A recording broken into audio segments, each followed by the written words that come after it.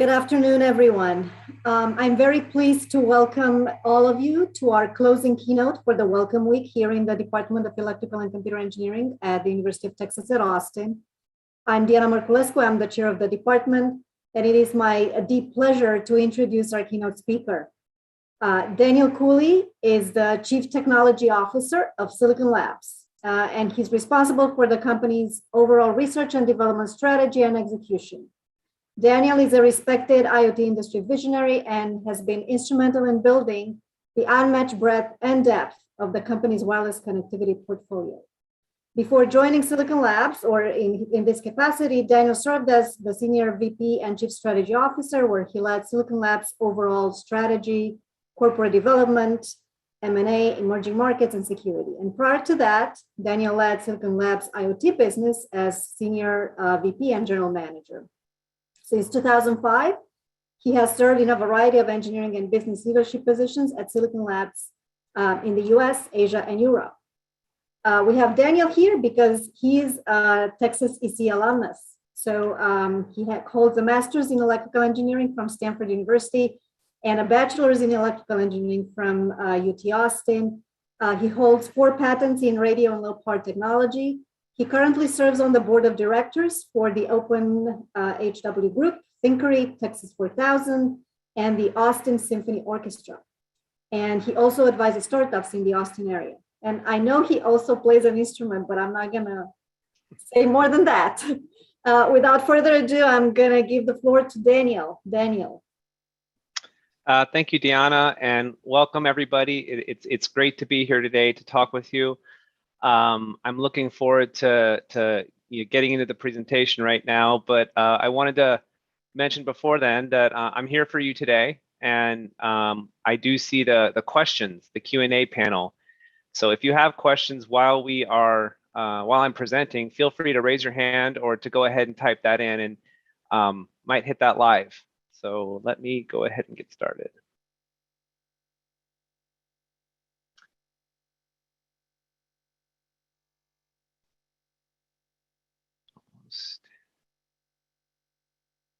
Perfect. Okay, so like Diana said, I am the CTO at Silicon Labs, and today I'm going to be talking to you about connecting some dots together. This is going to be multidisciplined around technology, products, as well as your overall career management. Some things to think about, especially as you're in your collegiate part of your careers. I'm the CTO at Silicon Labs. We are a local or Austin-based semiconductor company focusing in on building the solutions for the Internet of Things. So these are chips, embedded software, and tools that make it easy for any company to connect their product to the Internet. We'll talk more about what that means in a second. And you see my email address down there. If you have any follow-up questions you'd like to get into, feel free to send that along. So first, a little bit about myself. Dion did a great job covering it, but I live in Austin with my family, my wife, and I have 3 boys. This picture is about a year old, middle of the pandemic, went right after our baby was born. So we have a busy house, as you can imagine. And I've split my career into 3 going into 4 phases. First, in core chip design, doing mostly analog RF front ends on radio systems. Second, a move into more of the commercial side of our business in product management and ultimately the general manager of our IoT business. I then moved into the Chief Strategy Officer role for the company, leading strategy and M&A, IT and security. And recently, earlier this year, stepped into the Chief Technology Officer role. Over this time period, I've had the opportunity and been very fortunate to live in Asia and Europe, in China, Singapore, and Norway. Those are very formative experiences for me in my career, and still carry a lot of the stuff from those times through to today. I got my bachelor's at UT in 2004 from ECE school, and my master's at Stanford, studying with Tom Lee and Boris Merman in chip design. So we're going to start in the technology portion of this presentation. And it's around an idea that there's something interesting going on in the embedded side of our industry. And when I say our industry, I mean not just semiconductors, but technology in general. Embedded, which I'm calling IoT here, is very different than the other aspects. Sorry, I get my laser pointer. The other part of the technology ecosystem, which is really, I'm just dividing in 4 phases for simplicity here. Big things like data center environment, your desktop PCs, your smartphones that you carry with you, and then everything else, and that's the embedded piece. And you can see some of the factors here: storage, power, battery life, cost, connectivity, and these things are different by orders of magnitude, actually. And the only common thing really about them is that we do interesting work there. We build chips and we build software as an industry across them, but they do very different things in the end. And I liken that to an analogy in transportation around getting things from point A to point B. And if the data center is a fixed high-speed rail network with very tight deadlines and moving big data, big things fast, the PC is the workhorse, the trucks that are driving around the highways. And the smartphones are highly optimized, like performance bikes, like the MotoGP Ducati that you see there. And then embedded is the e-bike, which has its own set of complexities and constraints. So we have to do in IoT, in the embedded side, many of the different kinds of functionality you see elsewhere, but with much less memory, much less power, much longer lifetime, much lower costs, and frankly, with a lot less ability to actually get to those devices on connectivity. The idea of updating an app on an embedded device like you do on your mobile phone on a daily basis doesn't exist. So we have to engineer differently down there. So it's massively constrained. And by the way, last year, Mark Papermaster gave a great talk at this exact forum, focusing more on the data center PC side. He's the CTO at AMD. It was a great talk. You can find it on YouTube. I encourage you to go listen to it and actually compare and maybe contrast some of the things that I'm saying here. So if we turn our attention back to the embedded side, this Internet of Things, there are 4 major initiatives that are underway in the world that are enabling it. And we're starting to get to the dots. We're starting to connect some things here. I know they're boxes, not dots, but you'll see more dots later. The 4 are that we already have ubiquitous embedded computing everywhere. So we have embedded computers that are more powerful than the PCs in the 90s, sitting inside of things like thermostats and light bulbs and door and window sensors and electric meters. These things are already everywhere. We'll talk about why that is in a second. Device makers want to connect those devices, going to the left, to the right here. They want to connect those devices to the internet. And you may say, why the heck would you want to do that? We'll walk through that. Moving down, we also have a very mature infrastructure at this point to get the data off those devices and up to the cloud or wherever they need to live. So without mobile cloud infrastructure and the internet itself, that wouldn't be possible. And finally, the barriers to actually connecting these products to the cloud are in free fall. It's much easier to do today than it was even 5 years ago. So we're going to line these up and we're going to show what will happen in the market. But it starts with data. So first things first, are these computers everywhere? And when I mean embedded computing, I mean a microcontroller. So a microcontroller with memory, with CPU, with I/O peripherals, a computer on a chip is essentially what it is. And this is a 30-year view of the MCU shipments, the actual MCU shipments.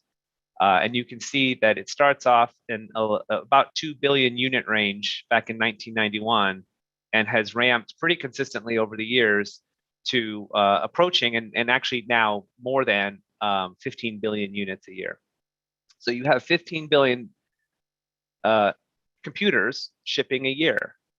And you know, if you add up all the other computers, the PCs, the handsets, the data center, the server blades, all that, it is still smaller than these computers going everywhere.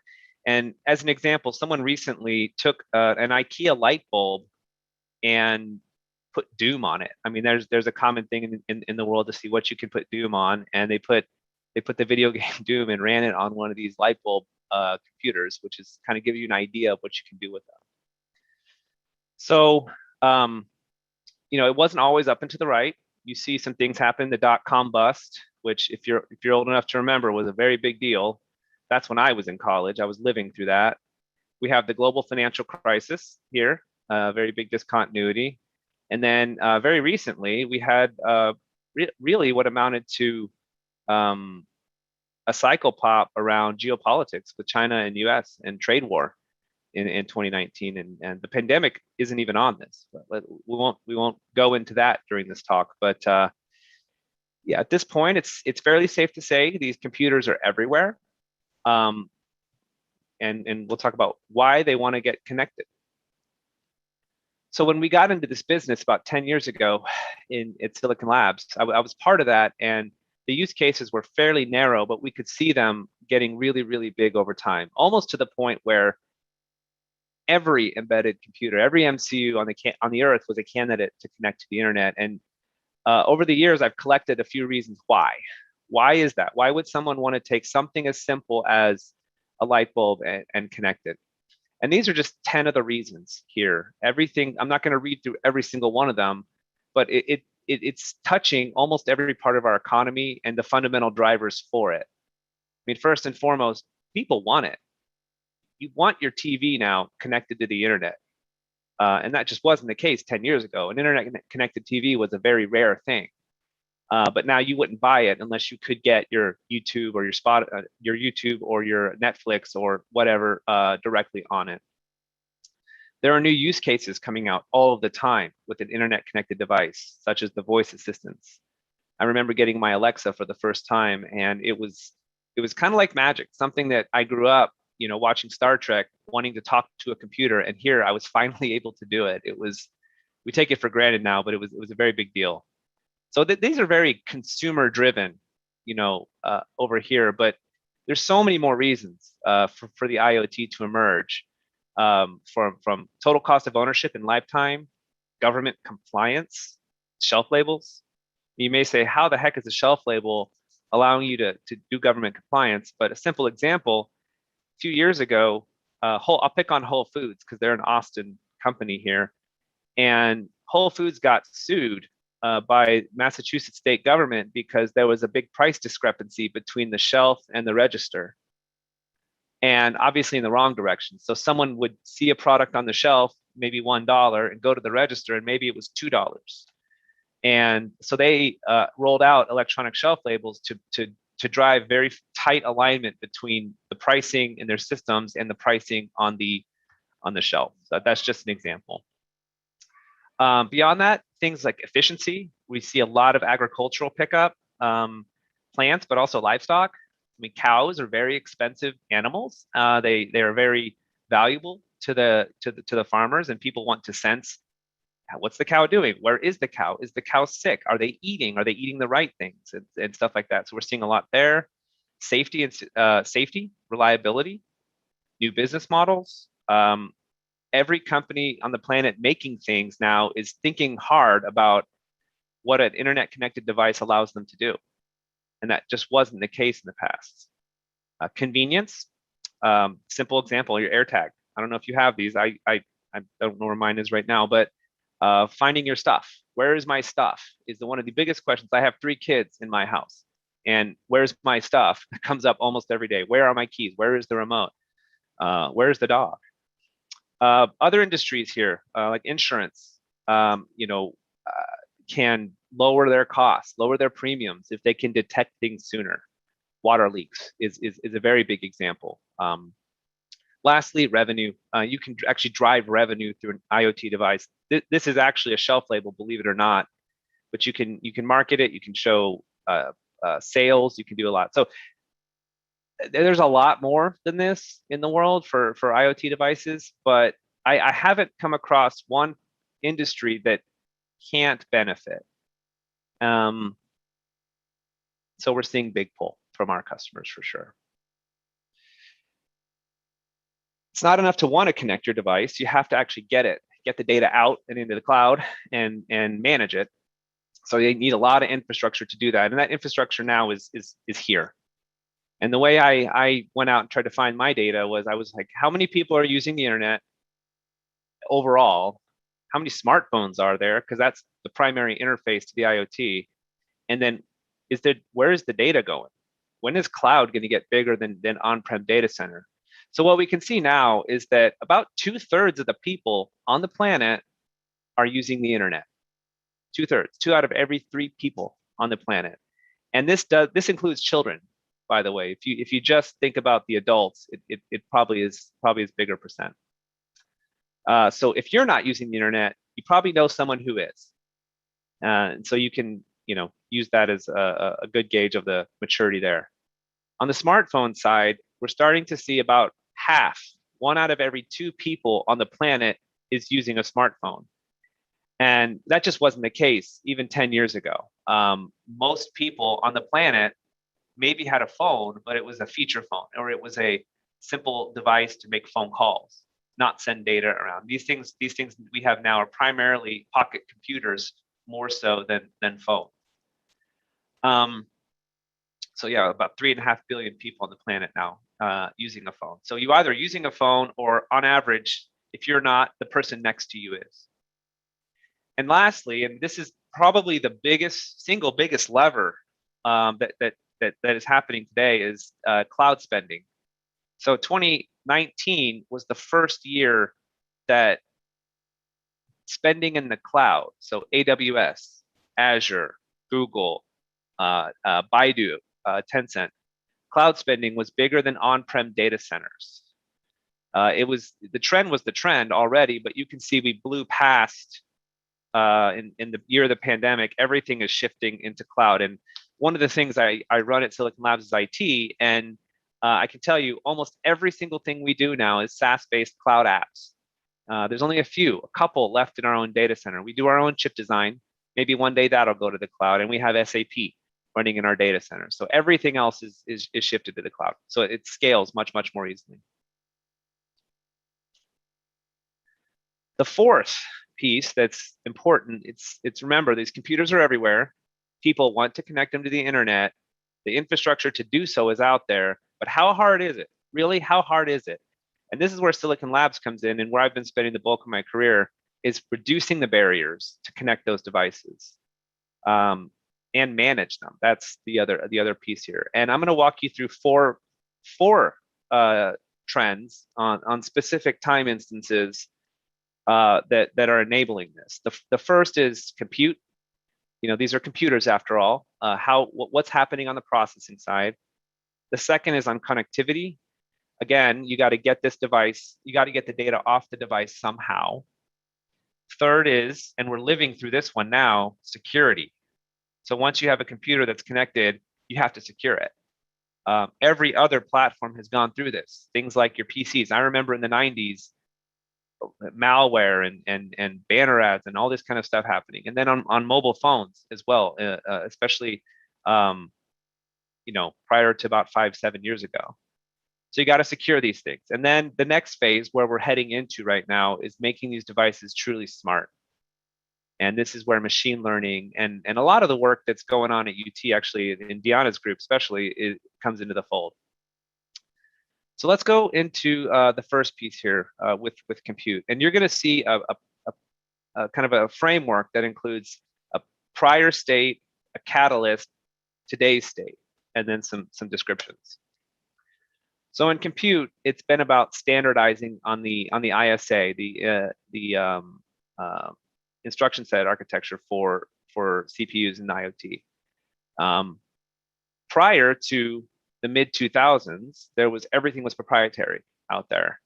AVRs, MSPs, PIC, Power PCs, Renaissance.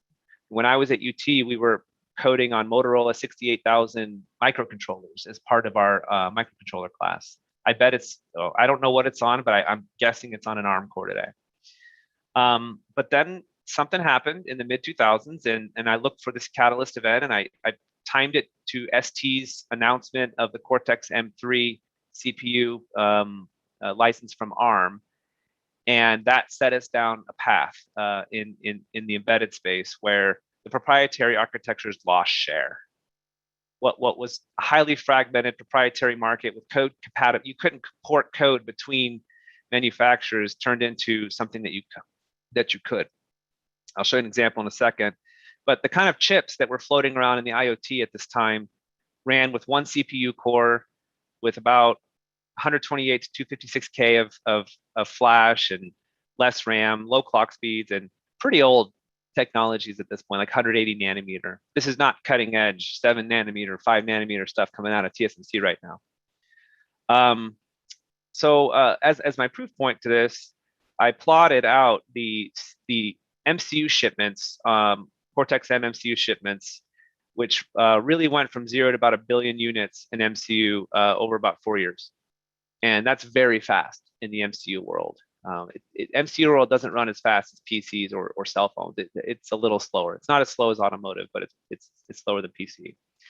And then that was out to 2014. And then today we get to, well, what is most common? And ARM has kind of won this, at least for the vast majority of the market. So, and at this 2019 embedded market study, 8 out of the top 10 answers to this question was an ARM architecture, some MIPS and some AVR left over.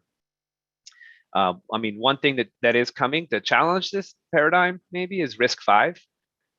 If you haven't heard about RISC-V, you probably will while you're in school, but it's a new ISA that is open source. And we are using that at Silicon Labs. We're using ARM cores. We're using 8051s, believe it or not.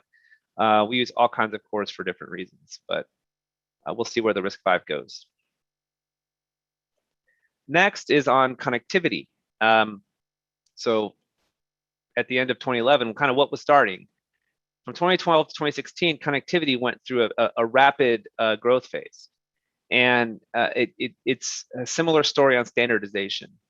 That prior to the 2010s, call it, most connectivity in embedded applications was proprietary. Remember, I'm not talking about PCs. PCs had Wi-Fi, and cell phones, smartphones were starting to get Wi-Fi. But in embedded, it was mostly proprietary. No interoperability, multi-chip solutions. It was very inefficient. My catalyst moment for this was the launch or the announcement of the iPhone 4S in 2011, which was the first native OS to support Bluetooth Low Energy Standard, BLE, Bluetooth 4.0. There were some phones running Android prior to that, but it wasn't natively supported within the OS. It was written on top, and it was very bulky and didn't work very well. So all that BLE stuff that you see now, it was invented only in the last decade. The result of this is that we see standardization, interoperability, ecosystems emerge, big alliances, basically, and volume increasing in the market. You can see that volume here on the right, where we see the pickup of Bluetooth Low Energy and cellular in the smartphone space go from 0 to 1 billion pretty quick. And then you see a lag on the embedded side where we are continuing to increase year after year. So smartphones only gets to a certain point. There's only going to be about 2 billion that are shipped a year because there's only a certain amount of people on the planet, and I only have 2 hands. I don't know about you. I can only hold 2 phones. But embedded is going to grow forever. For all intents and purposes, forever. There's no reason we can't see 100 billion embedded Bluetooth devices shipping on an annual basis. So it will be much, much, much, much larger than the cellular market. So what kind of chips we're shipping at this time? We're starting to see more CPU cores, more memory, higher clock speeds, finer process geometries, and MCU and radio integration onto one SoC. So no more multi-chip, down into single SoCs. I'm gonna keep going. Next is in security. So we are now in the phase, or we've done the hard work really in the chip world over the last 5 years to start securing these devices. And that's a really big deal because you see this news here on the right. I mean, it's not the hardest thing to hack some of these IoT devices. And I don't mean just low cost ones, I mean cars. I mean, there's a famous hack where hackers could disable a Jeep while someone was driving it on the highway. This was a few years ago, but it's still happening now. This is very recent. Tesla, someone published, a researcher published a hack where they could remotely take it over over Wi-Fi, believe it or not, as long as you were close enough. So they were using drones to go around and find these Teslas. So it's not just about safety and access, it's about your health. I mean, there's a lot of reasons you want to secure these devices, any device that is connectable from a remote distance from the cloud. And we're doing a lot of that work at Silicon Labs, and we're doing it with more complex devices, more software, so more CPUs, more memory, more. I mean, that's kind of Moore's law, pun intended. What we go out and do. What we did at Silicon Labs was we completely re-architected our entire system on chip architecture with a secure core at its heart, running everything. So the customer has access to certain pieces of it through well-defined APIs, but we use that root of trust, hardware root of trust, with a lot of public key infrastructure we build up in our supply chain to securely manage and ensure that these devices are about as protected as they can be. The catalyst moment for this, by the way, is I picked one back in 2017. ARM launched their PSA certification program. PSA stands for Platform Security Architecture. And over time now, we're starting to see the MCU companies embed dedicated security processors into their chip. And it's not easy to do that, but it's happening, and I'm really glad, because I want my IoT devices to be secure. The last piece, and where this has been going since day one, is making this stuff useful, making it smart. And we're in the middle of doing that right now as an industry, all the chip companies right now. So I don't have a catalyst. I don't know what it is. And maybe it has happened, maybe it hasn't. I'll have to figure that out. Ask me in a few years. But before, there's not much processing on these devices. It's very if this then that CPU based kind of processing. And so most of the data the devices are collecting has to be sent to the cloud. So a lot of the networks are flooded with garbage data, because most of it is garbage. And frankly, the network bandwidth itself is very limited because you're sending so much damn data. Excuse my language. You're sending so much data the whole time. So network bandwidth is the most precious resource in an IoT network. And so you only want to send the things you need to send. So we are doing a lot of work. We have launched some of it, and some of it we have not. But the result of all this is that the computing will distribute between the cloud gateway and edge nodes. And Deanna has a great example where she's asking her smartwatch questions as it's not connected to the internet, and eventually it'll be able to answer you. And we're building those chips right now. So more cores with dedicated machine learning acceleration, more memory, finer pitch geometries, and we're going to do really cool stuff with this. We're going to make the products better. We're going to make them safer, easier to manage. Little tiny things. Smartwatch, a PIR sensor, a coffee machine. So this is really, really exciting. It's on the forefront of a lot of a decade of research, and ML is now coming straight hard at embedded. So if you add up all these dots, it's going to tell you something. And this is what it's going to tell you, that most embedded computing is moving from offline to online. And that's a paradigm shift that we are in the early phases of. And so I showed you this MCU data in the past, and I'm showing you now what industry analysts are projecting. So this is based on OMDI and WSTS data, how big it's going to go. And I don't know if there will be even a reason to stop. I don't know how big it'll be. Maybe it's 50 billion a year or 100, which is hard to imagine, but it was hard to imagine 15 billion units a year at one point as well. So we are here, and this is the wireless MCU. MCU and wireless are overlapping Venn diagrams in this world. There's a lot of similarities, but there's also a lot of differences that come into the play. So it's really exciting time to be in lining these dots up and playing the trends out over time. I love doing it. I love building the technology that we're building. We're building everything from transistor level design out through cloud software and everything in between, embedded software, tools, PC, mobile app, even the products we're building to manage a supply chain securely are very exciting. And many semiconductor companies are doing this as well.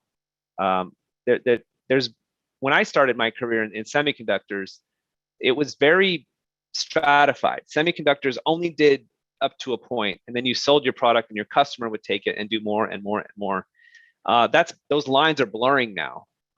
The idea of a semiconductor company doing cloud software, or the customers demanding that you do cloud software, 20 years ago when I was getting into it, was just very foreign. I think maybe Intel and a couple of others had visions of this, but they weren't doing it. And so now you start to see all the multidisciplined nature of what we do and what we learn in school. And I'm going to talk about school now in a second, come together. And so I think the most interesting technology innovations on the planet right now are happening at the hardware software interface. It's not enough to locally optimize, software independent of hardware or hardware independent of software. You have to do more global optimization problem to get the best solution.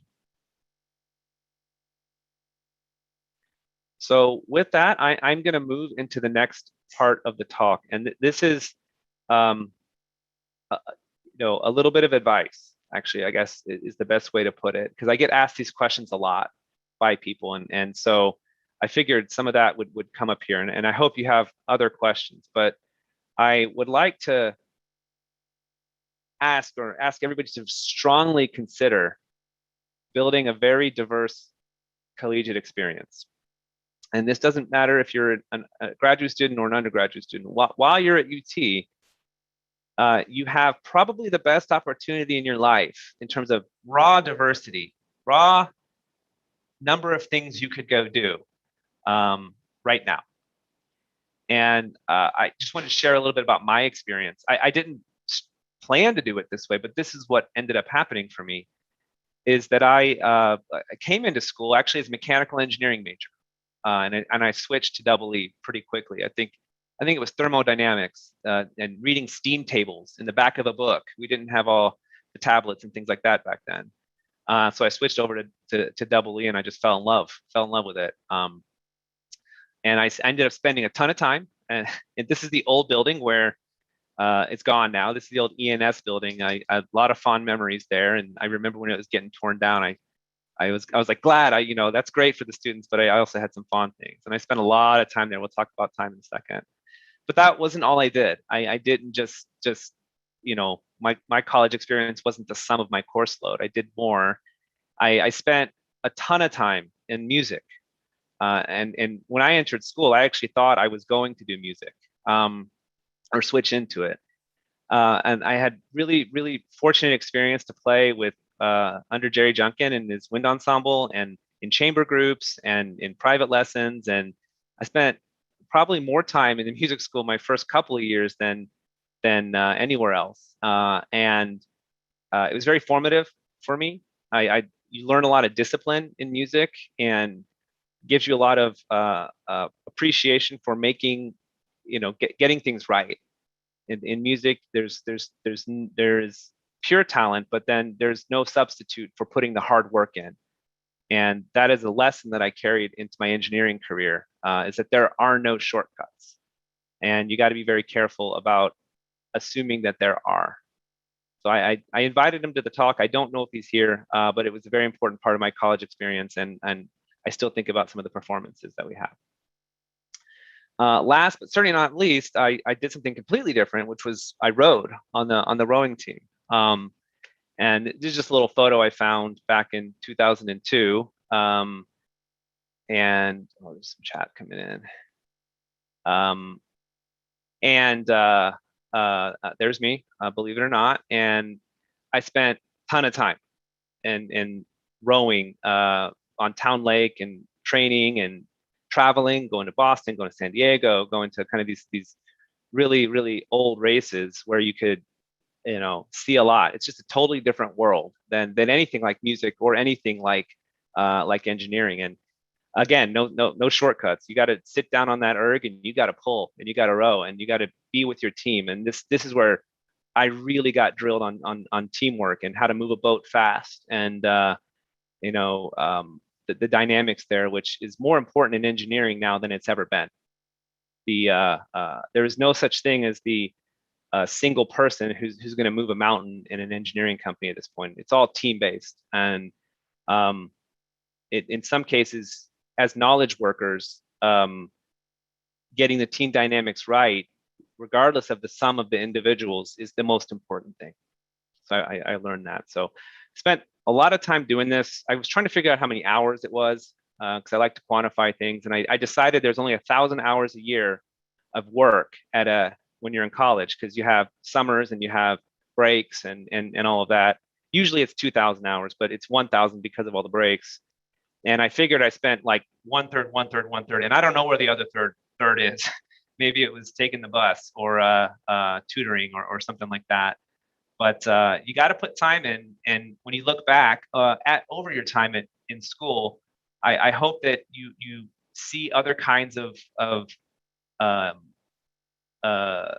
our society, basically, because as you move into engineering as a career, whether it's in academia or if it's in the industry, you start to get more and more segmented in your own little world. So I encourage everybody to get what they can while they're in school. And Jerry, I see you on chat. I'm glad you're here. Thank you for joining. So moving on to the career management piece, there's a whole industry dedicated to this stuff. I carry two things at the forefront today. I wish I had earlier in life, but just wanted to share those. The first is this idea of long periods of time. And there's the famous quote, I'm sure many people have heard it, but if you haven't, it's that the best time to plant a tree is 20 years ago. The second best time is now. And the way I interpret it is that you can say this about any factor of your life, but when it comes to your career, it's that there are certain things you can do that accumulate or compound over long periods of time. And when you're younger, or when I was younger, I didn't think over long periods of time. I never thought I'm going to be here in 10 years. I'm going to be here in 20 years or 50 years. And but bottom line is you will. I hope everybody can say, yeah, I'll still be here in 10 years doing something, or 20 years or doing something. And the question is, what will that future version of you look back and wish you did 20 years ago? So that's one thing, this concept of time domain or temporal state. The second is that, man, there's infinite resources out there. You have to fall over yourself. I mean, there's more than you could ever consume in a lifetime. And so you got to be careful about who you listen to and what you go look for. And these are just digital resources. There's a lot of offline things out there too. But I'm not as good at almost anything as the experts you can find in these places. So use those resources, Wikipedia or Google. I give money every month to Wikipedia because I think it's just the best thing on the planet, or one of the best things on the planet. But use these resources. Don't be afraid to do that. This idea that you have to sit in a little ivory tower and design everything from first principle is just false. You don't have to do that. You do need to understand the principles, and you do need to be able to do that, but that doesn't mean you're going to do that for everything. In fact, you shouldn't be doing it for most things. So think over long periods of time, use the resources that exist. None of this existed when I was in school. Google, I remember Google got popular in the middle of my time at UT. And I don't even know how. I think I was using Alta Vista or Lycos or who knows what, message boards to find stuff before then. It was just, it changed everything. So my last topic here is actually some career advice. This is not really advice. This is just principles. Here's some advice. And these are things that I think don't get enough airtime, because there's a lot of things that get airtime and these don't. And the reason I tried to figure out for the longest time why they don't get enough, and it's because it's not immediate in a lot of cases. The benefits are not immediate. And people like to do things where they can see the immediate benefits. So these are, you have to have more patience. The first is mentorship. And I can't overstate how beneficial that's been for me. And I like being a mentor. I mentor people. But I always say, find a mentor and be a mentor. Don't forget about the be a mentor part. Because experience matters in all of this. Especially as you go deeper into your career, it becomes very experiential at some point, and having been there, done that is a great thing. But many people haven't been there and done that. So find people who have. They're great at pattern matching. They're great at predicting what will happen because they've kind of seen the story play out multiple times. Second thing here is that the most successful people, and I'd argue all successful people, have mentors. It's not bad to have a mentor. It doesn't mean you're not good. It means you actually value the things that mentors have. So I've talked to a lot of successful people, and I've always asked, did you have mentors? Did you have mentors? Do you mentor? And the answer is always absolutely. Third, mentors like doing it. Don't feel afraid to reach out to someone. And literally, you could send them an email and say, would you be my mentor? Promise you'll get a lot of responses that you may not think you do, because the people who mentor actually like it. And this is something you can start now. You get the benefits of it over time, but it's something you can start. Maybe you don't know where to find a mentor, but be a mentor. Go tutor at ECAC. We used to have ECAC tutoring, or go call your high school or wherever you came from. Just, you can be a mentor. You can start doing that. And there's a question right here on how to know if someone's the right mentor, coming in from Ragav. I would say to that, ask is the best way. If you think someone might be it, just ask them. You'll either be right or wrong, and you can just feedback that loop and just iterate over time. There's the worst someone can say is, I don't have time. And that's not a bad thing. That means, okay, that's not my mentor. So mentorship. Next one is on a risk tolerance. And this is someone's asking, is it too late to find a mentor? It's never too late to find a mentor. That's an easy answer. A senior undergrad, doesn't matter what, I have mentors today, and I continue to reach out. It just means you value what people who've been there have done. That's all it means. So let's move to risk tolerance. On this, first, initial conditions really, really matter with your ability to take risk. And this is where not all people have had the same background, or have had the same benefits, or have had the same bad things happen to them. So you got to start with where you're at, and really be honest with yourself about it. And some people can take a lot of risk, and maybe you can't. Maybe you're in school, but you're taking care of your family. Maybe you're in school, but you have you're on a visa. I mean, I've been on visas in other countries. That kind of sometimes restrains what you can do. Your initial conditions matter. That's all I'm saying. I just don't, I don't want to say, everybody should have the same kind of risk. That's just not true. What I have found is that taking risk earlier in your career is easier than later. And that's not true in every case, but it's true in many cases, because life happens. People do get sick, people die, you get married, you have kids. I have 3 young kids. There's things that I can do 15 years ago that I just can't do today, because I need to be there for my family. So, it's funny, because taking risk is easier when you've failed in the past. But your ability to take risk maximizes before you failed. So it's this weird optimization problem. rounding this out, be ready for opportunity. Like, you can't necessarily predict everything, but you got to be ready. You got to be ready to take that risk. You have to have the conversation with yourself before something comes at you, to be ready to do it. And last, let the world surprise you. You can't predict everything. Be ready when something funny happens and an opportunity presents itself, to realize what it is and not ignore it. Don't put the blinders on necessarily, and not see what's out there.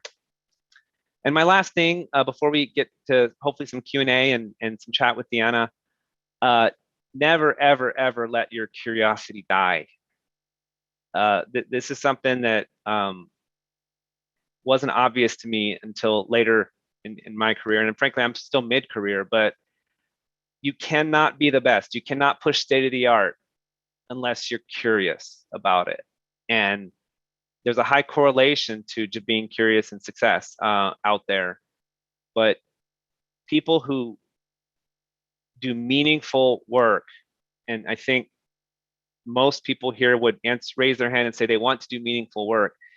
You can't get to where you want to go. You can't get to being to the point where you're at the forefront of what needs to be learned and done unless you can sit down and really look at it and say, wow, that's kind of interesting. Why is it this way? Why? And actually have the tools to go out and figure out why. And sometimes it gets really, really hard. I mean, there's a lot of dead ends.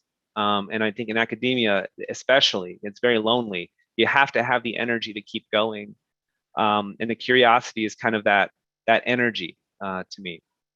A very important thing here is that you start to see the connections, subtle connections between stuff. I'll just leave it at that.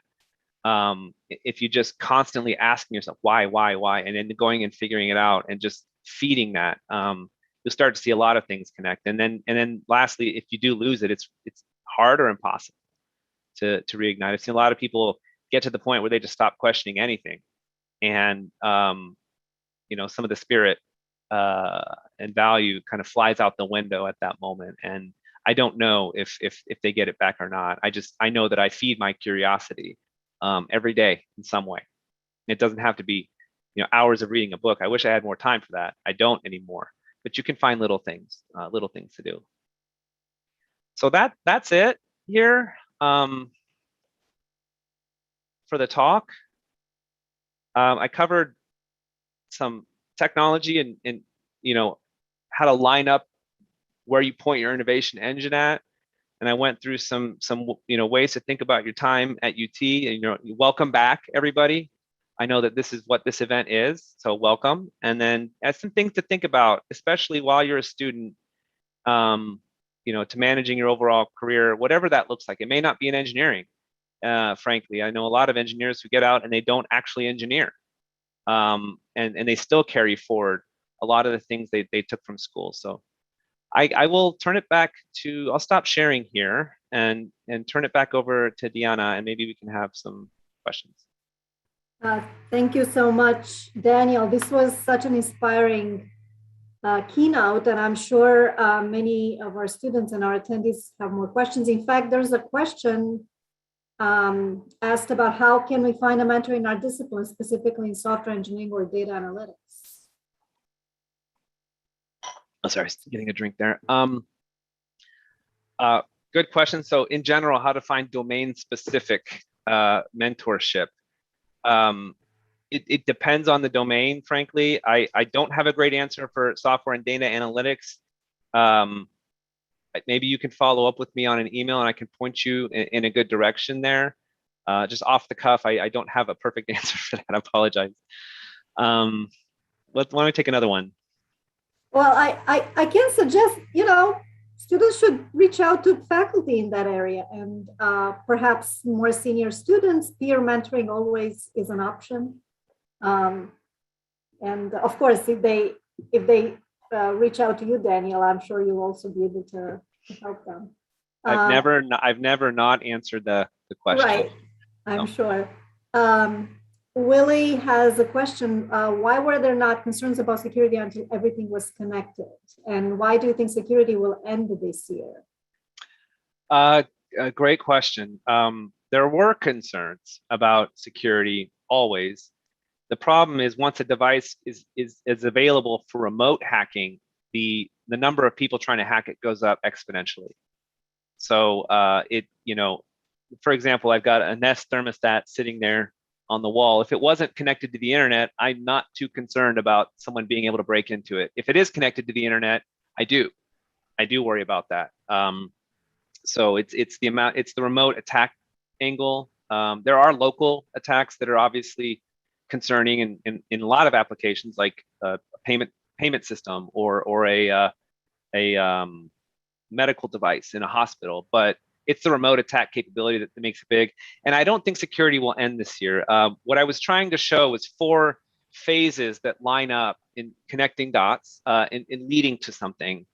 And so it's happening. It's not ending. It's just a lot of the work that we've been doing in the semiconductor IoT space. We're building on foundation now instead of building on nothing. So we have a lot of good stuff to build from. And what seat was I in crew? So I'm not the tallest guy on the team. I was either in the bow or the stern. So I rode 2-seat or 8. So my last couple of years, I was the stroke of the boat, which was fun. On my first 2 years, I definitely wasn't. I was getting in shape. More questions? You can use the chat or you can use the Q&A.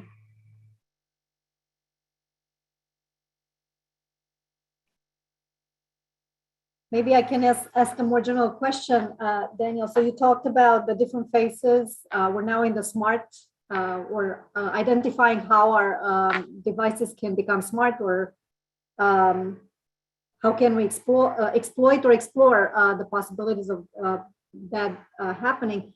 What do you think will be the challenges or the different things that will come in the future? So, for example, is privacy or designing or engineering systems with ethics in mind something that needs to be explicitly considered? Are there other things that, obviously everything around us, especially when we talk about IoT, have to be energy efficient. Are there things that we need to be even more mindful about when we design systems? Yeah, you're starting to touch on a big topic. Absolutely, I think ethics has a big role in artificial intelligence in general. I don't want to turn a banking decision over to an AI that maybe has implicit biases that are wrong, as an example. So ethics has to be there, and I know there's big teams at places like Google looking at that kind of stuff. In IoT specifically, what we're starting from basically zero at this point. So you're starting to see the first products launch into the market with a basic machine learning accelerator. So, taking it out of software and finally having something that can run some of the math 10x better or 10x lower power, and starting to do,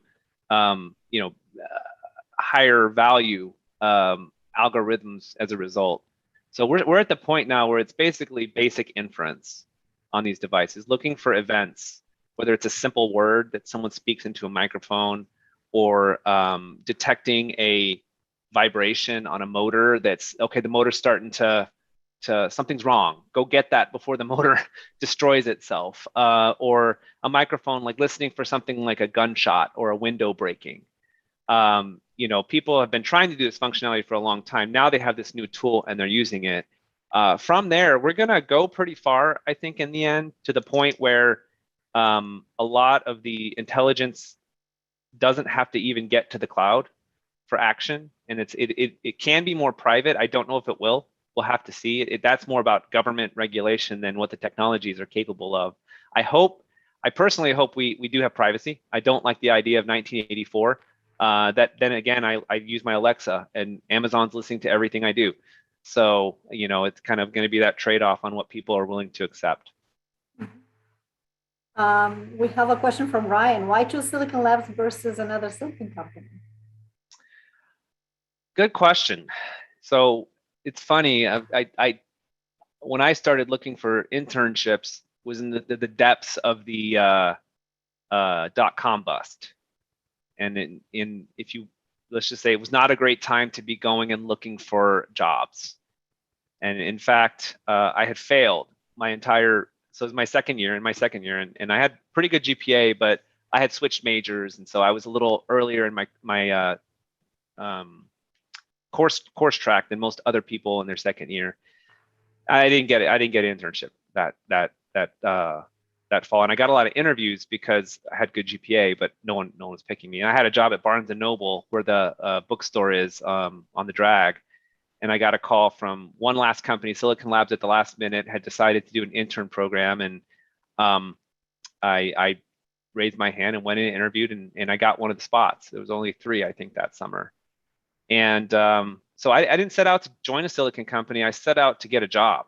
But I quickly realized it was a really lucky place to land some of the best engineers in mixed signal RF design in the industry at a time when doing that in CMOS was questioned. Many companies were still trying to do it in bi-CMOS, or heaven forbid, bipolar. And so I was learning about all this mixed signal techniques, and if you really want to know, one important thing was a mentor there. It was a guy named Jan Tesu, who was a professor in Romania before he came to the US, and he actually invited me to come back during the semester, and he would give me supplemental instruction for 2 hours a week for analog chip design. And so I was learning cascoding and source followers and the noise and even mixers and all this other kind of stuff ahead of the class. And so it was the people and kind of that stuff. And I mean, at one point I was wondering if semiconductors was where it was going to go long run, and I didn't know if it was all going to be software running on my chips or whatever. And now it's super exciting because we're writing our own code for our own chips. So that's a little bit about the story there. But it started as an internship. So I'm an NCG, new college grad at Silicon Labs in the early 2000s. A question from Matthew: what goals did you have leaving college? So when I left UT, I was going to graduate school. My goal was to do well in graduate school. I knew I was coming back to Austin because Silicon Labs was actually they paid for my graduate school. And so I knew I had a job lined up. My goal was to learn as much as I could and have a full college experience while I was in grad school. But maybe your question is really just, as I was heading into my career, what was my goals? To get good at what I was doing. Don't think you can just come in and be good right away. Most of the time you come in and you have a lot to learn, and being open to that was big. So I wanted to get good, and someone had once told me it takes 5 years to get good at something. And so I was like, I'm not going to try to set a timeline here. I just want to be a really, really, really good chip designer. And so I set my energy to doing that. Beyond that, in terms of my life, I didn't really have goals to get married by a certain time or buy a house or any of that. I just really wanted to have fun with my friends and be good at what I do. It was very simple. Great, thank you. We have a couple of related questions. Perhaps it's the last one. Ryan Root asks, rather than what will change in IoT and embedded computing in the coming years, which aspects of the field you think won't change? And from Anna Claire, what are your thoughts on how sustainability may progress in the near future on the IoT industry?